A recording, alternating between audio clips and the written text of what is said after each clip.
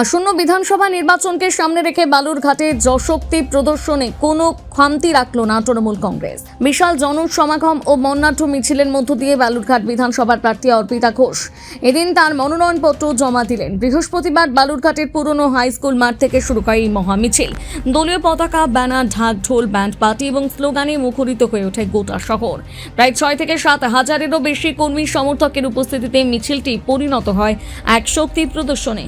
পুরনো high school মাঠ থেকে যাত্রা শুরু করে মিছিলটি বালুরঘাট বাসস্ট্যান্ড, ডানলপ মোড়, কোর্ট মোড় ঘুরে শেষ হয় মহকুমা শাসকের দপ্তরে।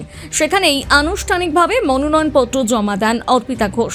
এদিন তার সঙ্গে উপস্থিত ছিলেন বালুরঘাট টাউন তৃণমূল কংগ্রেসের সভাপতি সুভাষ চাকি, বালুরঘাট পৌরসভার পৌরপিতা সুরজিৎ সাহা, MCIC মহেশ পারক, বিপুল কান্তি ঘোষ সহ দলের একাধিক নেতা নেত্রী।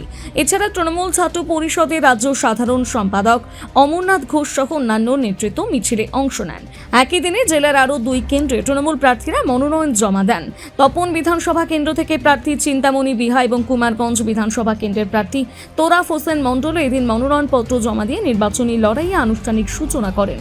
এই বিষয়ে বালুরঘাট বিধানসভা তৃণমূল প্রার্থী অর্পিতা ঘোষ বলেন, শপথ নিলাম যে আমি এই ভারতবর্ষের সংবিধানের প্রতি আমার যে দায়বদ্ধতা, আনুগত্য এগুলো বজায় থাকবে এবং আমি কাজ করব মানুষের জন্য, এটাই শপথ।